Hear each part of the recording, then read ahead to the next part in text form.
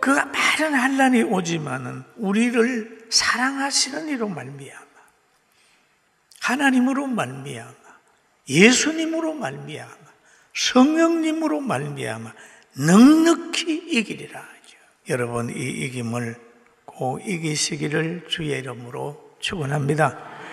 그래서 하나님은 이스라엘 백성을 출애굽시킨 다음에 가나안으로 인도합니다. 그래서 그 백성을 사랑하기 때문에 모세를 통해서 가나안 복지에 들어가면 이렇게 살아라 라고 하는 말씀을 오늘 본문에 하고 있습니다. 여호와께서 모세에게 말씀하여 이르시되 이스라엘 자손에게 말하여 이르시되 이르라, 너희는 내가 너희에게 준 땅에 들어가서 너희 곡물을 거둘 때에 너희의 곡물의 첫 이삭 한 단을 제사장에게 가져갈 것이요. 가져갈 것이요. 그러면 지금 광야에 있지만은 들어가면, 그 땅에 들어가서 농사하면 첫 열매를 드리고, 그 다음에 농사하게 되면 첫 곡식이 나타나면 그것으로 맥추절을 지키라 그랬습니다. 그럼 그걸 가지고 제사장은 하나님 앞에 감사를 올려라는 거죠. 여러분, 농사라고 하는 것은요, 하나님과 농부와 땅과 합작입니다. 우리가 잘못 알게 되면 농부가 농사 짓는 것 같지만 농부는 그냥 심부름 하는 거예요. 하나님이 땅을 주면 땅이 심습니다. 심는 데고 농사가 되나요? 햇빛 비춰야 되고 물을 줘야 되는 것, 비워야 됩니다. 하나님이 주신 것, 농부는 갖다 심기만 하면 돼. 아주 작은 일이에요. 자라게 하고 열매 거두게 되고 하는 거는 다 하나님이에요. 하나님과 인간의 합작이 농사예요.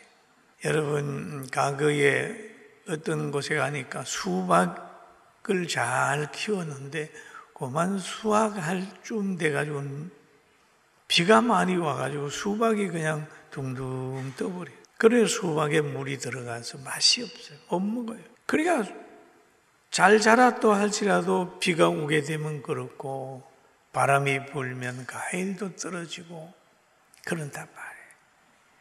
그러니까 하나님께서 이스라엘 백성 보고 우리가 농사하게 되면 첫 열매를 가지고 하나님께 영광을 돌리라. 그래서 하나님은 풍년의 주인이다. 믿습니까? 믿습니까?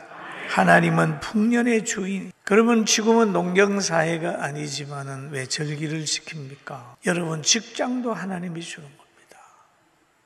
직장도. 아무리 직장생활 잘하고 싶다 할지라도 건강을 하나님이 주지 않으면 안 됩니다.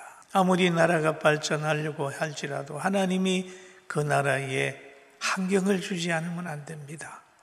지금 중국에는 엄청난 홍수가 나가지고 몇만 명, 몇십만 명씩 막 문제가 생기는 걸로 알고 있어요. 일본에는 하산 때문에 불안한 거잖아요. 그 인위적인 방법을 할 수 있나요? 하나님이 간섭해야 돼요. 그런데 우리나라는 이렇게 안정되게 살고 있으니 세계 중에 대한민국이 1등으로 축복받은 나라입니다. 믿습니까? 전 참 대한민국 좋은 나라예요. 좋은 나라. 아주 좋은 나라.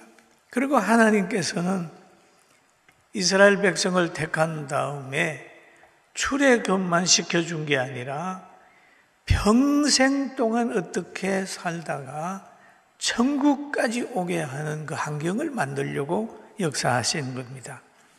그래서 모세에게 말해가지고 절기를 지키라 그렇게 얘기를 합니다. 6월절을 지키고 77절을 지키고 무교절을 지키라 그랬습니다. 6월절은 뭐냐? 이스라엘 백성들이 애굽에서 나온 날이 절기를 지키는 것이 6월절인데 우리나라 해방절과 같은 것입니다.